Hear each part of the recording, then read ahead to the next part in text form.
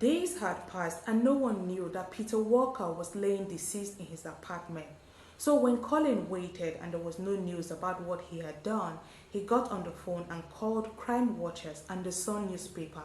He tells them that there are some dogs that have been locked up in a room for a couple of days and that they've not been fed for this number of days because the owner was deceased, and that he was aware of this information because he had murdered their owner. In January of 1993, when you and I were making our New Year's resolution to be better persons, this man from the UK reads a book on serial killers and decides he wanted to be one as his own New Year's resolution. So he went on to take the lives of 5 people before he got caught. Before I go into the details, kindly support my channel to grow by hitting that subscribe button and giving this video a thumbs up. Then you can come with me to the UK as we look into the case of Colin, Ireland.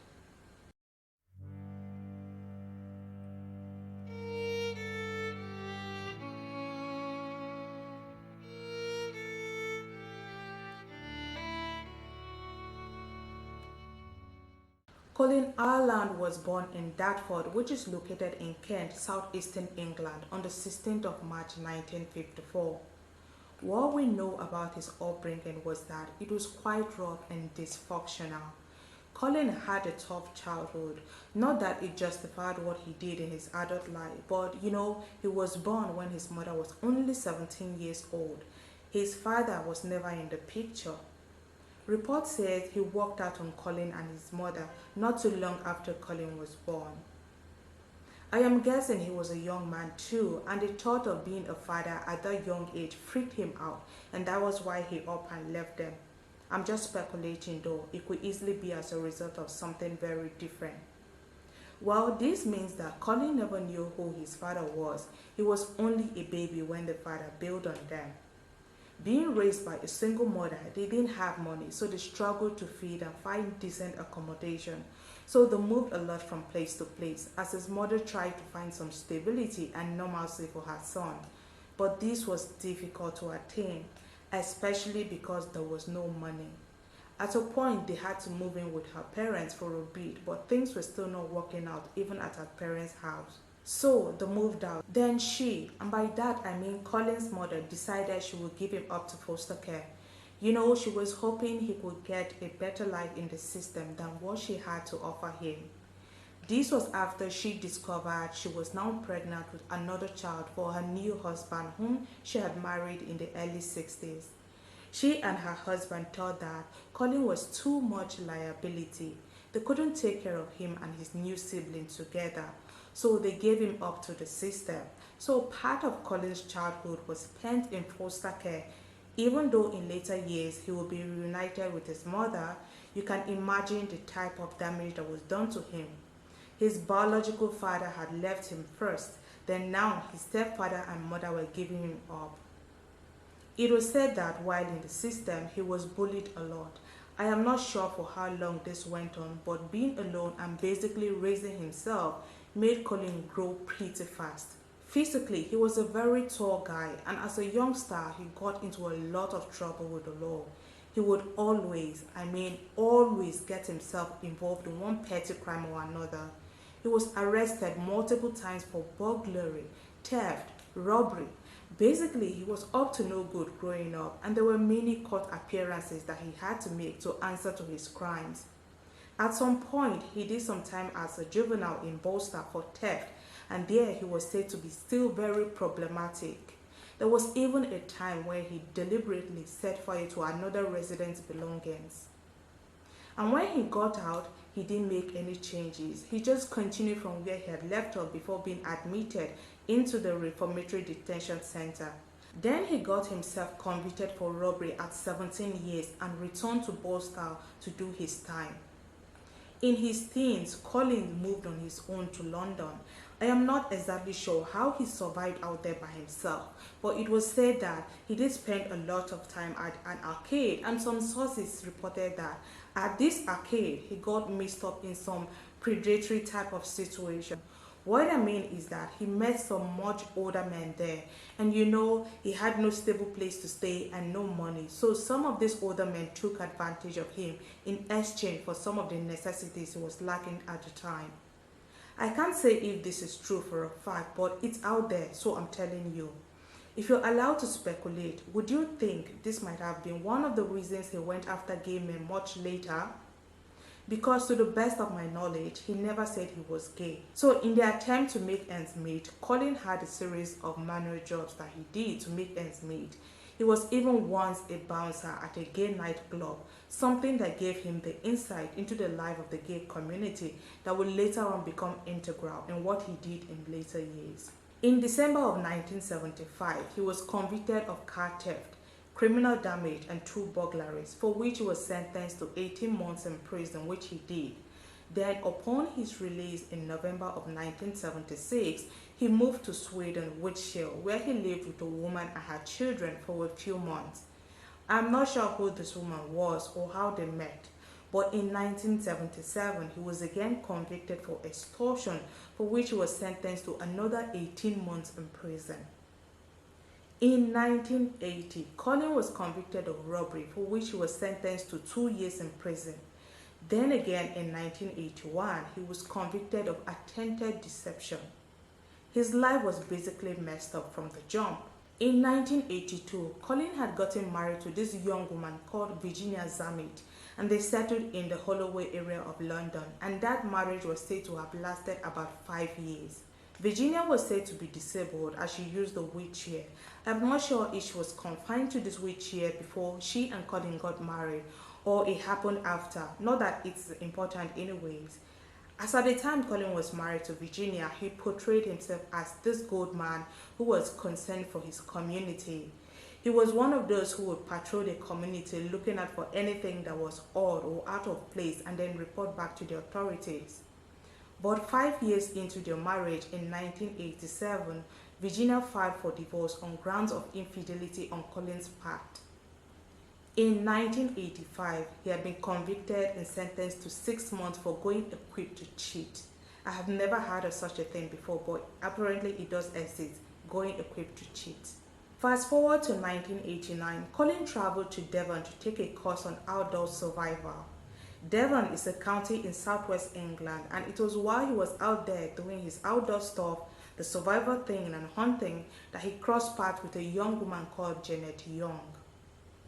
Janet was a young, beautiful woman who was doing pretty well for herself. She was a single mother with kids from a previous relationship, and she owned a small pub called the Globe Inn where she worked at. According to her, the first day she met Colin, he just walked into her pub wearing a camouflage. He was this tall, 6-foot-something man, and as he walked into the inn, everyone noticed him and all became quiet as they stared at him. The two talked that night and other days when he would come in, and with time, she offered him a job at the pub and they started a relationship, and only after 3 months of dating, they got married. That was quick, right? But after they got married, Colin began to abuse Janet mentally and emotionally, that Janet became extremely terrified of him. Just barely 4 months into their marriage, one day, Janet and her kids traveled to visit her family. I think Colin went with them too, because the story is that he left and it was assumed he was coming back, but no one knew where he was going at the time. But what did he do? He took off, went back to Devon, got into Janet's pub and clears out every single penny she had, which was at the time was about 10,000 to 13,000 pounds or thereabout. I am not sure of the exact figure. That's a good amount of money he took though. Back then, that was a lot of money. Even in this present day, it's still a lot of money. According to Janet in her interview, she said she had nothing left, not even money for fare to get back home from her mother's house, where she and the kids had gone visiting. One weird thing Colin did that I still don't get is that he took the wedding album with him as it disappeared, never to come back into Janet's life again.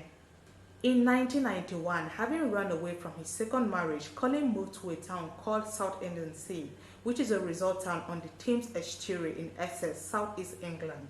He couldn't get a normal job, so he opted to volunteer at the homeless shelter where he had been staying.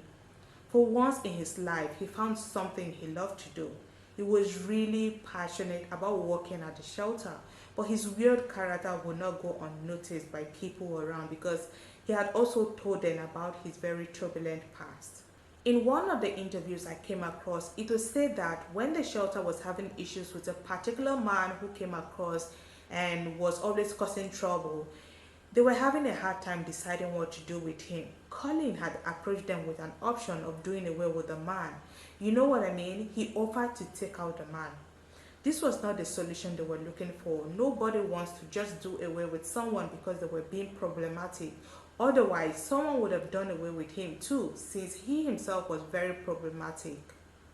Eventually, he was asked to leave the shelter because no one was comfortable having him around any longer. This wasn't the first time though.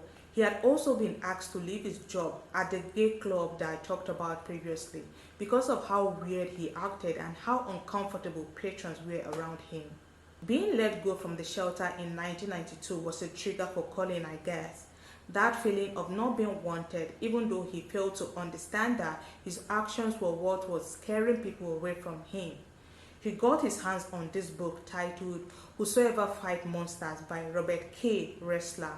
This book, whose author, by the way, is a former FBI agent, goes into details on killer instinct from the personal experience of the author, So Colin gets hold of this book and studies it through and through. He immerses himself into the characters explained in the book and makes the ultimate decision to become a serial killer. Let me just say at this point that I believe Colin made this decision because he already had a dark side to him with psychopathic tendencies. Otherwise, reading a book on a particular subject does not turn you into a monster just like that. I am into true crime, and so are you if you're watching me right now. How many times have you thought of becoming an active participant, as in being the perpetrator of an actual criminal act? So this was Colin's New Year's resolution for 1993. When individuals were thinking and planning to be better persons, Colin wanted to be known, but not in a good way. He knows by now the number of persons he had to take their lives in order to be categorized as a serial killer. So he set out on his plan. He makes his choice of the section of the population he wanted to target, and unfortunately, they happen to be gay men.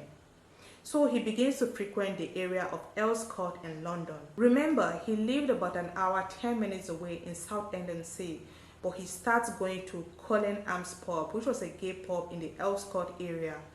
It was located at exactly 261 Old Brompton Road, West London. The thing with this pub, however, was that it wasn't only a gay pub, it was also like a bar where people interested in sadism and masochism, S&M for short, will go to. Members of the pub will wear color-coded handkerchiefs to indicate their proclivities. So Colin, having gone there a couple of times, decided to make a move on the night of March the 8th, 1993. That night, he goes to the pub, but instead of entering through the front door, Colin uses the side door. I am not sure why he did this, but some reports say that he wanted to avoid the front entrance surveillance cameras. As he was at the pub, he had with him a bag which contained some items like handcuffs, hand gloves, robes, change of clothes, and the likes. Remember, this was a place where people who are interested in all these whole dominant, submissive, BDSM stuff meet, so the content of his bag should not have been out of place, While he was there, he was approached by a man. They got talking. I am not sure exactly what they say, but I can say being 6 foot plus, Colin easily was being seen as a dominant, so whoever approached him should be submissive, right? Well, this man who had come up to Colin was called Peter Walker.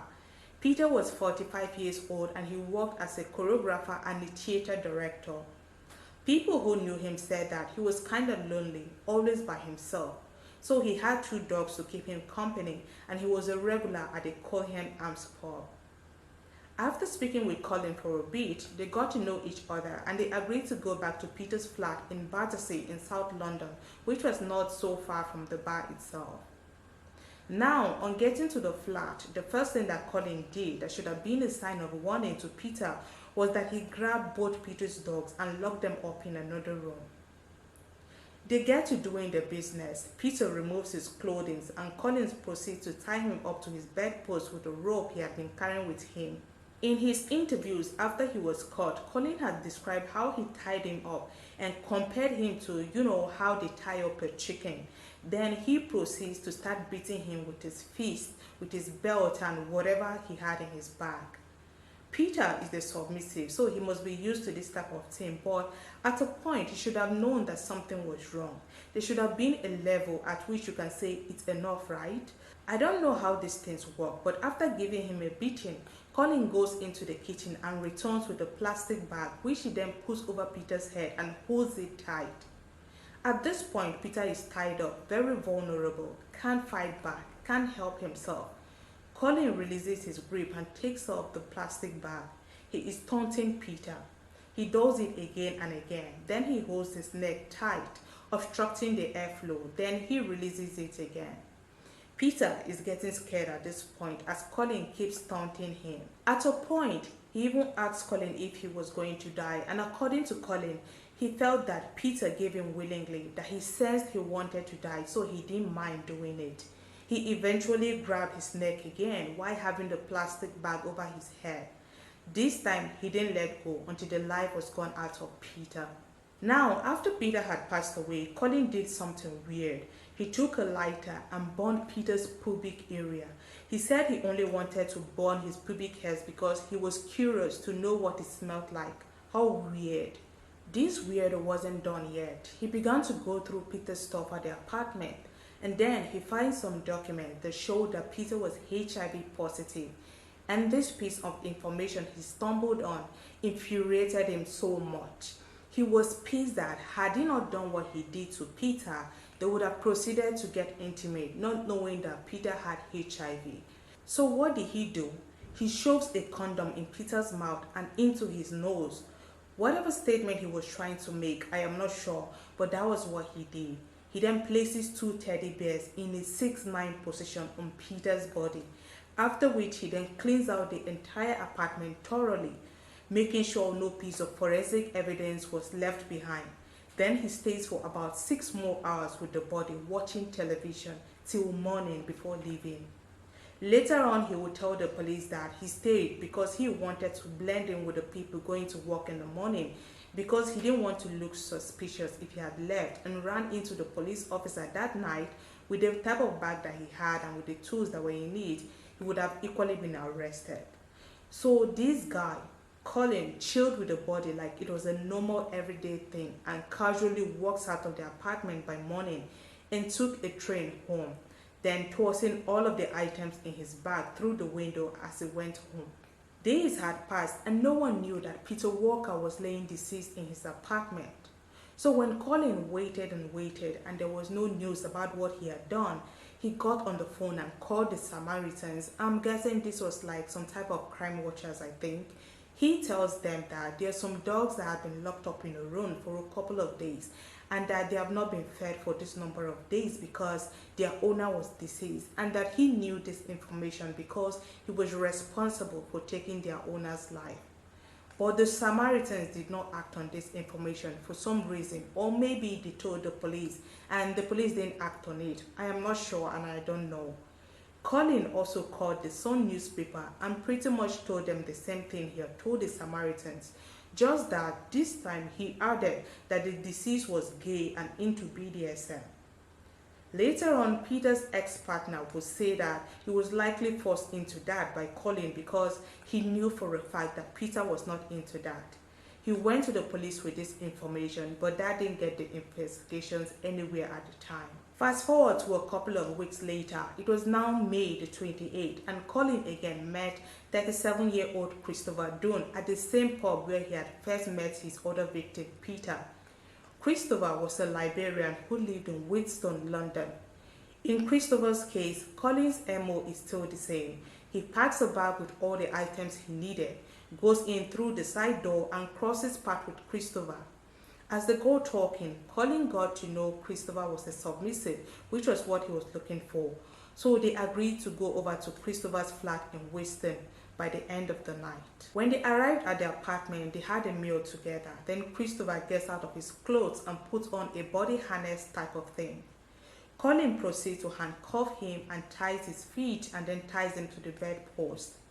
Instead of proceeding with what Christopher thought it would be, it turned to be something else as Colin began to beat him and demand for money. He takes Christopher's ATM card and demands for the PIN which he gives him, but Colin thinks that the PIN is wrong. And in order to get the correct information out of Christopher, he gets a lighter out of his bag of tools and begins to burn Christopher's balls. Christopher already gave him the right PIN, so burning his testicles didn't bring much new information. After this, Colin puts a ligature around his neck and squeezes the life out of him. After this, in his usual manner, he cleans up thoroughly after himself, changing his clothes and waits for several hours just hanging out before he finally left in the morning. He then goes to the ATM and takes out some cash, about £200 or so from Christopher's account. He will later tell the police that staying in that flat with Christopher's body was too much for him to handle mentally as he watched the body begin to change. I'm guessing rigor mortis was setting in at the time. Christopher's body was found on the 30th, that was 2 days later. He was still tied up, wearing the harness, and this made the police to assume that this was just an erotic act that mistakenly went overboard. And Christopher's partner, whosoever he was, freaked out and ran. So they weren't at this point thinking of a serial offender or treating Christopher's case as a murder. At this time, it was said that the police were split. They had like 5 different police areas. What this means is that every location has a designated territorial police force with statutory responsibility for providing policing services and enforcing criminal law. So at this time in London, there were about 5 of these police areas, and somehow they failed to communicate with each other properly, or otherwise they would have known that a certain body had been found at another location in similar pattern as the second body, and they would have been able to piece together that there was a crazy individual on the loose.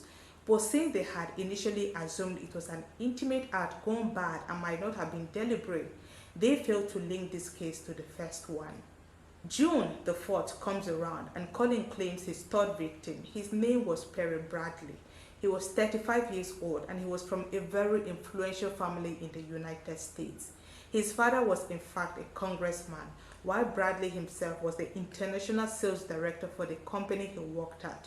Originally from Sulphur Springs in Hopkins County, Texas, he lived in London in an apartment in Kensington. He and Colin met at the Colin Arms pub, which was his usual hunting ground, and they went back to his apartment at the end of the night.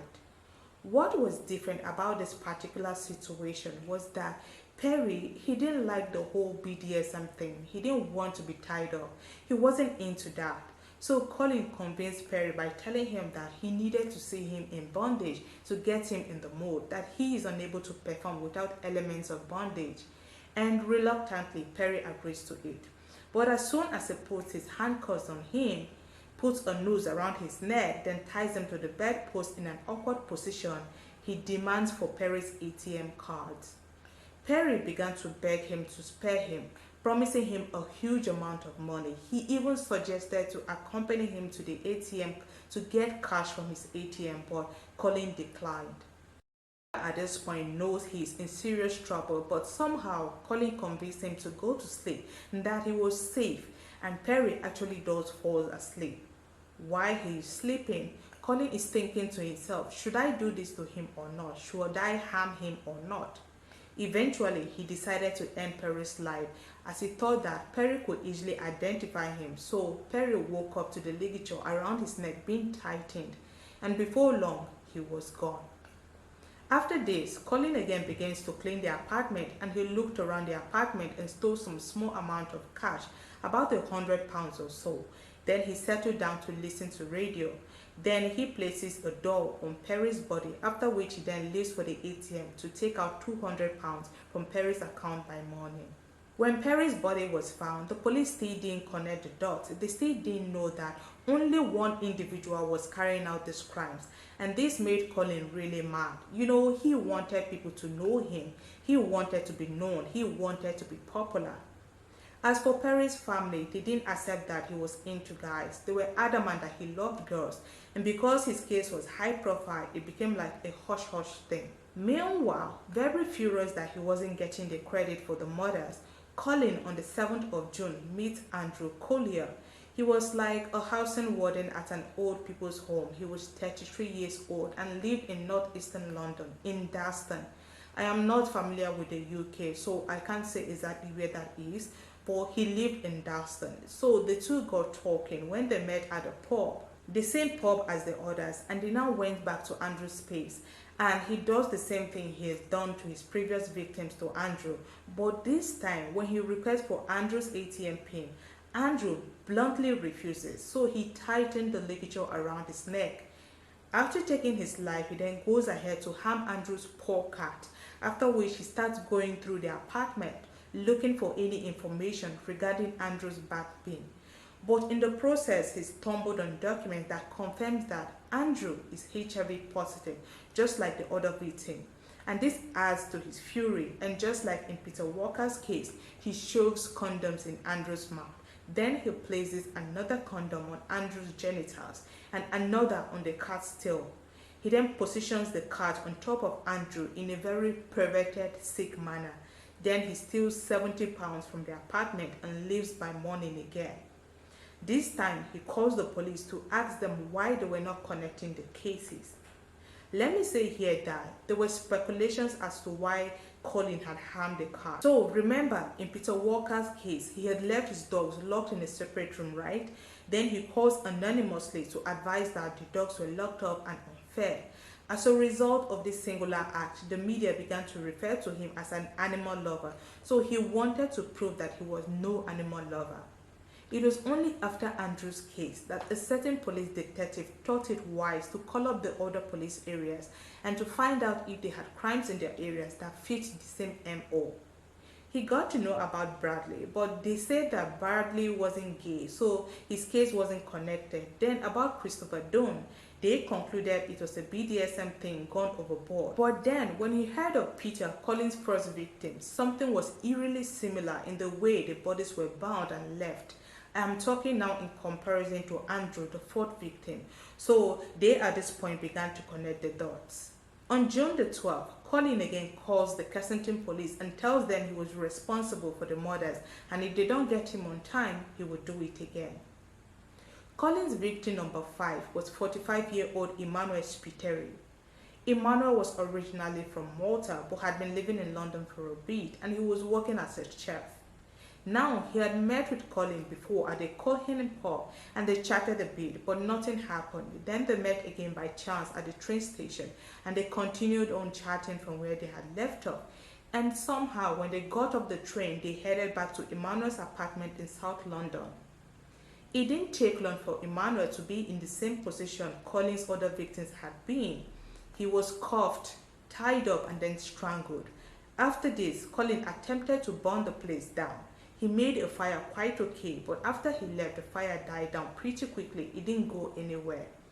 Then he called the police later to let them know that they had to look for a body at the scene of a fire, but the police had no idea what he was talking about because no fire had been reported. Emmanuel's landlady was the person to find his body eventually, and she immediately called the police.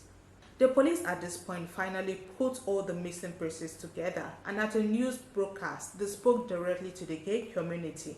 They told them that there was an evil person on the loose who was targeting them, so they should watch their backs.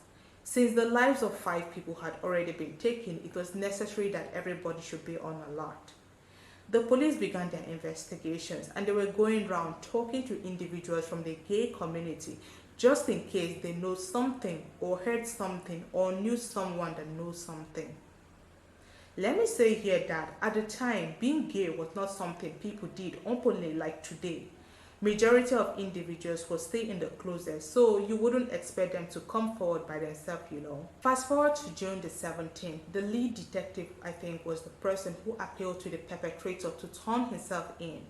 By this time, the heat is on, so Colin was no longer going around looking for whom he could take advantage of. He was laying low at the time. He even visited his old friends at the shelter he used to work at, and they still noticed that he was being even weirder than before. Anyways, investigations are ongoing. Posters and leaflets are being handed out. They are asking for information on anything that might help. Then finally, an individual comes forward.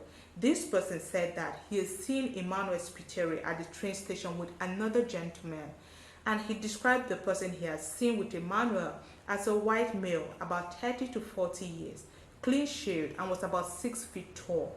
The police immediately created a sketch of this white male who obviously was Colin Ireland. Then they got in touch with the train station to get footage of the day Colin was seen with Spiteri. And after looking through it, they saw what they were looking for.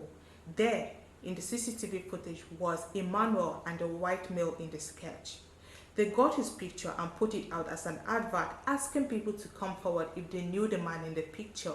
And sure enough, by the first week of July, more than 3 dozen thieves had come in, and majority of them said that they had seen the man at the Colin Arms Club. By July the 19th, Colin was now sure that the police were catching up to him, so he goes to his solicitor's office in Southend-on-Sea, tells him some cooked up story like, yes, he had seen the man at the train station and he had gone home with him, but there was someone else at the man's house and he had left them together.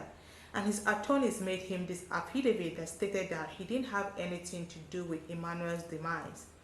The police at this point had figured out his identity, so they went to Southend-on-Sea to make an arrest, and Colin presented them with this document he had made, but that didn't stop them. They arrested him anyways.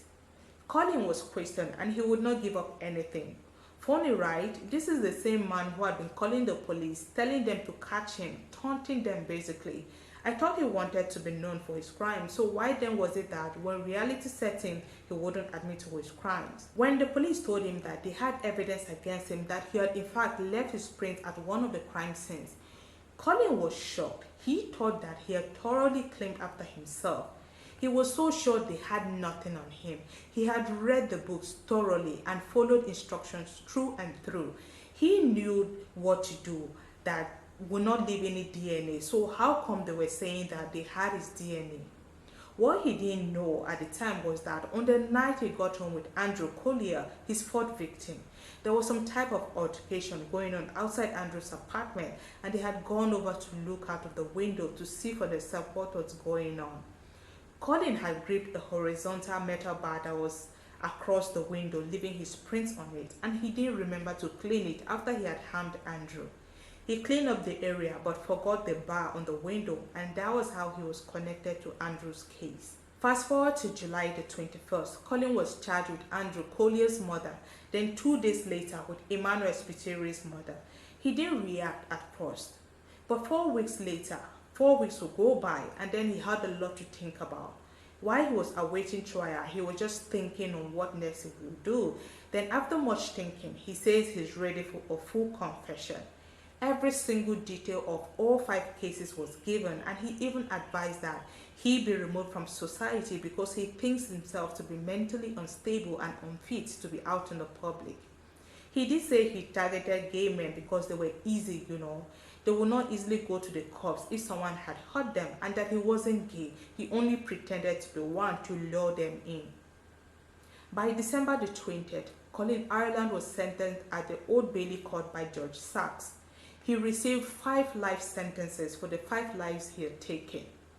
While in prison at Wakefield, Colin was said to have fallen and fractured his hips. He passed on the 12th of February 2012 at 57 years old. His COD was said to be pulmonary fibrosis as a result of the broken hip. So that's it for today's case, guys. Let me know what you think of Colin and his crimes in the comments. I would also like for you to support me to grow by hitting that subscribe button, then liking this video so that YouTube can recommend it to other viewers. Until next video, stay safe.